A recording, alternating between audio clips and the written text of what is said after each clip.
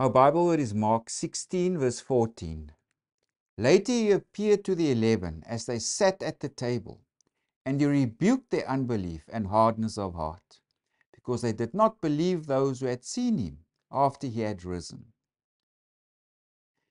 So here we have some additional material to the Gospel of Mark.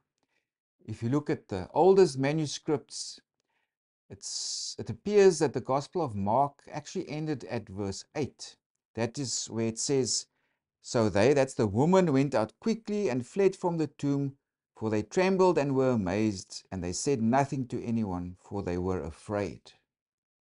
So the evangelists ended the gospel on a very dramatic note. Of course, throughout the gospel, it's clear that Jesus will raise from the dead.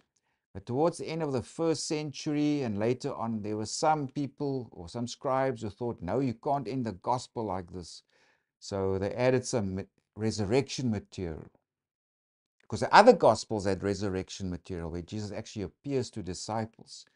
And there are actually 4 or 5 different endings known to the Gospel of Mark, where there's a longer ending, like we have it here in our New King James Bible, but also some shorter endings are also known in the early manuscript edition of the Gospel.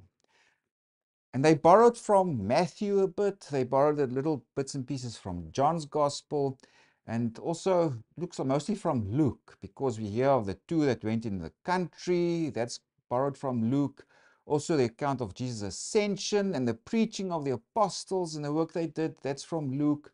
There's also instruction of Jesus in Mark to baptize, that's similar to that Great Commission we find in Matthew's Gospel. And he also mentions here that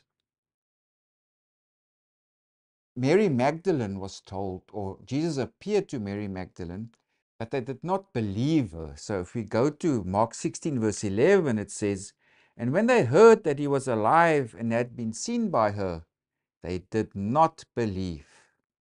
And we find similar traditions of doubt also in the other Gospels. For example, if we go to Matthew 28, verse 17, it says, "When they saw him, they worshipped him, but some doubted."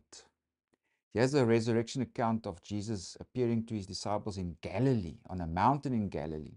And here the evangelist says some doubted. Also in Luke 24, verse 11, "And their words seemed," that's the words of the woman. The woman came to tell the disciples that the angels told them that Jesus raised. So, "and their words of the woman seemed to them," that's the disciples, "like idle tales, and they did not believe them."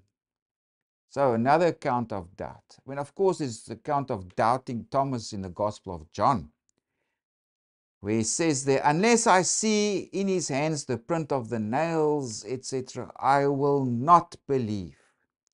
So there's doubt in the resurrection, and this is expressed in all the Gospels. Of course, the first century people knew that people just don't rise from the dead, and it was something totally unexpected. The Messiah was supposed to be this hero, this conquering figure. There was no expectations of the general populace that the Messiah will be put to death and be humiliated. Even though the Gospels say that Jesus repeatedly said, "I'm going to die, I'm going to rise again," when Jesus was defeated, it was crushing for the disciples, because now it's over. I mean, their hero, their teacher, who they thought is the Messiah, was crucified. He was humiliated. It looked like defeat.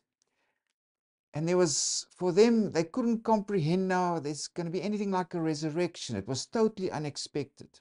And here Jesus appears, according to the gospel accounts, and introduces something completely novel, a new thing.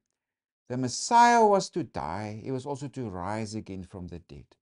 So you get this feeling in the Gospels that there's this perplexity, this, can this be true? What's going on here? Is this really happening? That kind of sentiment. So there's doubt also in Jesus' resurrection. And then Jesus also, in some instances, gives a rebuke. For example, if you come to our Bible word that's in Mark, Later he appeared to the 11 as they sat at the table, and he rebuked their unbelief and hardness of heart, because they did not believe those who had seen him after he had risen. We find a similar rebuke also in Luke 24, verse 38. He said to them, "Why are you frightened? And why do doubts arise in your hearts?" There's also the rebuke of doubting Thomas in the Gospel of John. Jesus says there, "Do not be unbelieving, but believing." So there's this doubt in the resurrection. It was unexpected. As it happened, people were bewildered. Is this really happening? Can this be true? What's going on? It's this sense of being perplexed and confused, and there's also maybe wonder and awe all confused into one that gives doubt. But Jesus also rebukes the disciples, say, "Why don't you believe it? I'm here with you in the flesh, I'm eating with you."